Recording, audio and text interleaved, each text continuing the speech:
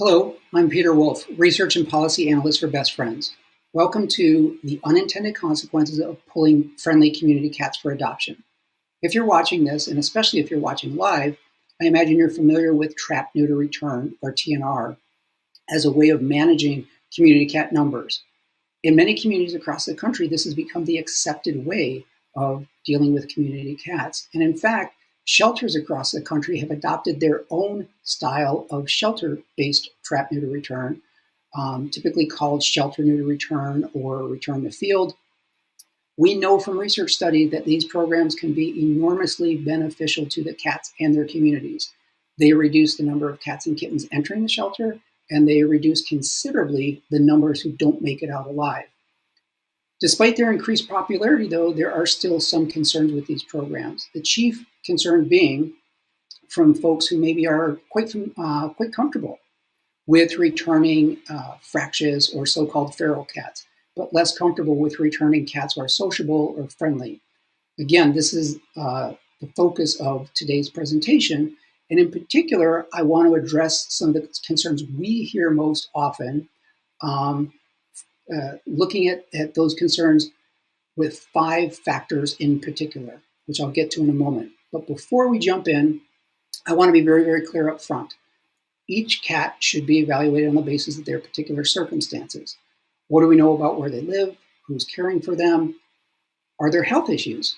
Can these health issues be effectively managed if they're returned to where they were found? You get the idea. The focus of the presentation is on returning friendlies, but that doesn't mean every socialized community cat should be returned. Again, I want to emphasize each cat should be considered as an individual, and we need to look at their particular circumstances before returning them to their community. And one final item before we begin. If this is a subject that's especially close to your heart, I encourage you to check out Christy Rohero and Destiny Haney's presentation, Please Step Away from the Cat, Knowing When and When Not to Rescue. Perhaps the most obvious factor we should consider when we think about returning friendly community cats are the community cat caregivers. We know from research findings, as well as our own firsthand experience, that these cats have people looking out for them. In fact, many of the cats have multiple families looking out for them, multiple names because each family has given the cats a different name. These people would miss the cats terribly if these cats were removed from their neighborhoods, no matter what the outcome.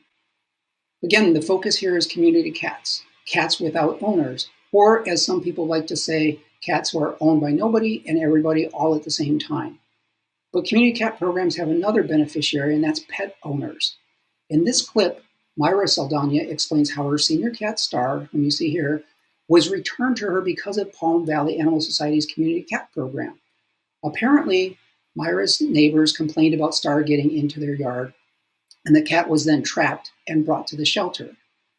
And as you'll hear from the clip, Star's not necessarily friendly with the other cats in the house, but again, you can see in this image here, she's plenty friendly enough to be adopted.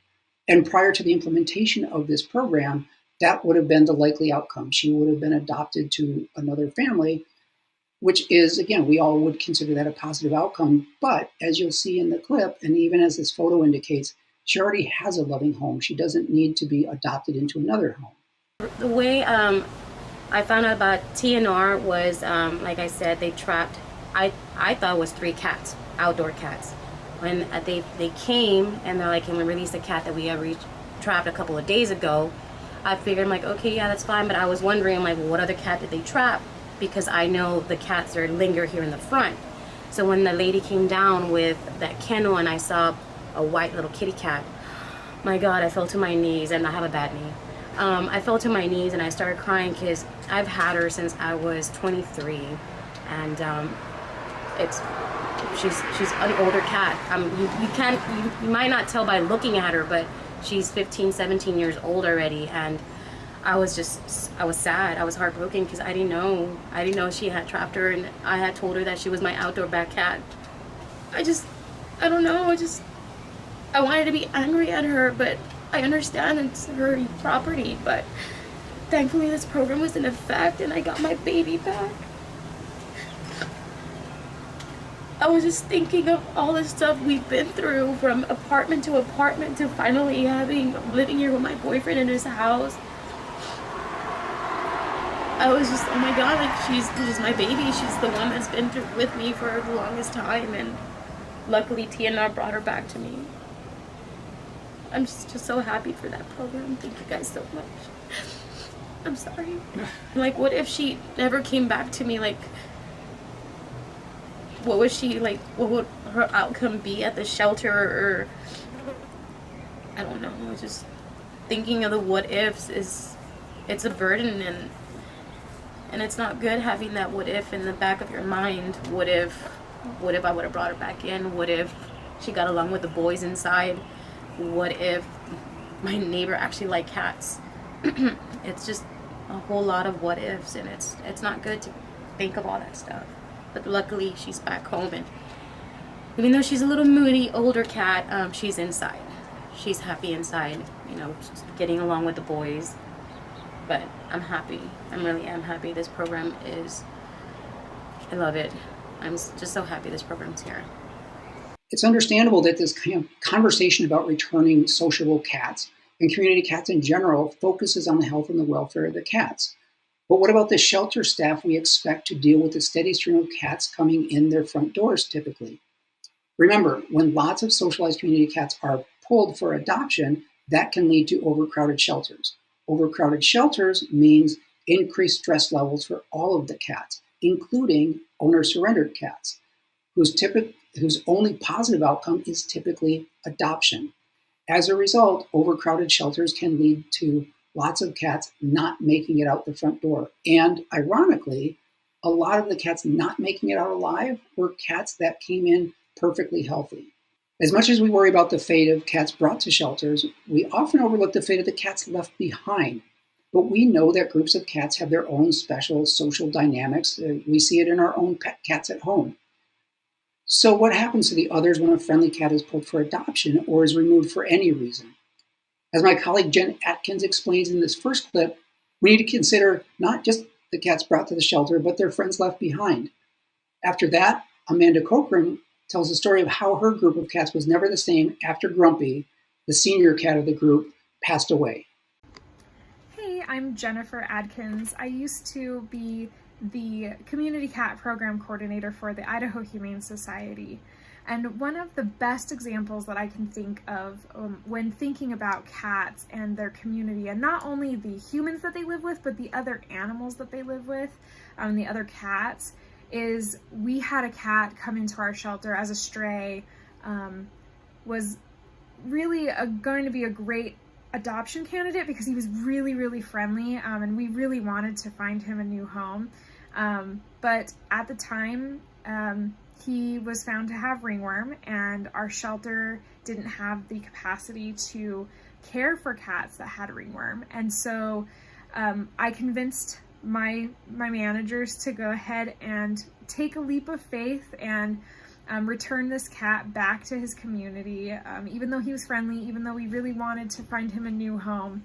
And so we did just that. We put him through the program. We neutered him and gave him his vaccines and his ear tip and brought him back to his neighborhood in a mobile home park. And when we got there, I'm usually used to like residents coming out and wanting to talk to me, especially when it's a friendly cat that's being returned. But what surprised me was the cat was actually met by other cats that started to come out from like underneath other people's houses and cars, and came running up to him. We're so excited to have their buddy back. We're rubbing against him, and truly welcoming him back to the neighborhood. And I was like, this is the coolest thing I've ever experienced. And I had a neighbor tell me, that the cat had been there for a while. He was kind of the neighborhood tomcat. Everybody knew him. And so the neighbors had missed him. The residents that lived there certainly missed him. But she also noted that the other cats in the neighborhood had really missed their buddy, and hadn't really been the same since he disappeared and was brought into the shelter. And you could tell that their kind of morale was diminished a bit, and they had been a little bit depressed since their buddy was gone. And so it was really great to see not only the residents at that neighborhood happy that the cat was back, but also to see that the cats were really, really happy to have this like really important member of their family back in their neighborhood. So that's my favorite story about returning a friendly cat back to his home, which is truly it was truly obvious that that was his home and he belonged there. So I'm here today to tell you about a pretty special cat that used to live in our colony here. His name was Grumpy. He was fondly known as Grumpy because he had that Puss in Boots look. He would look up at you with his big round eyes. He was orange, and then you would go to pet him and he would swat you, bite you, and run away.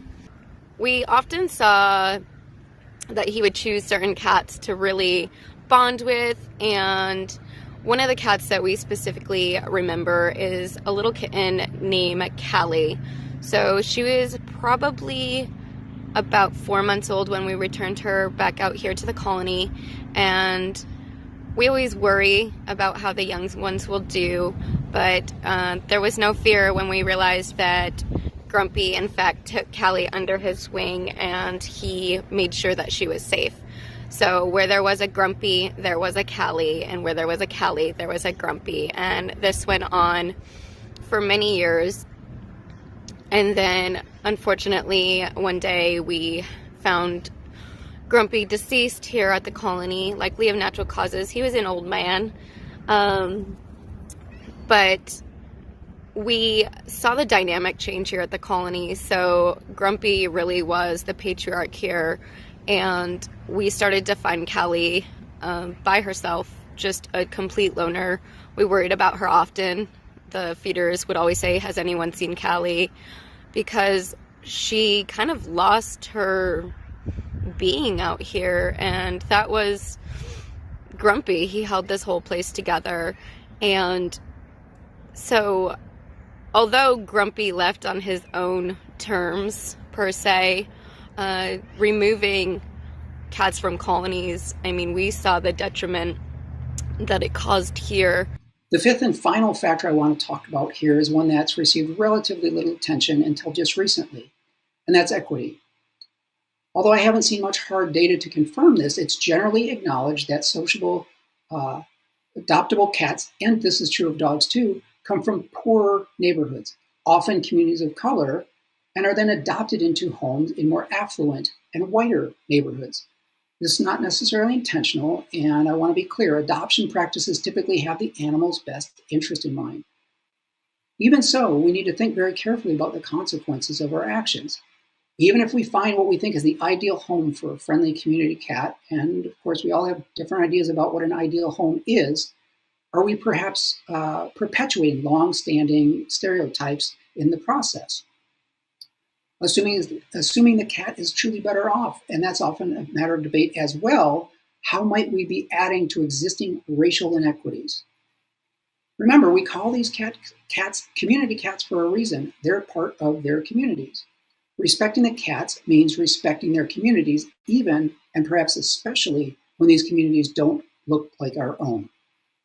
Thank you all for watching.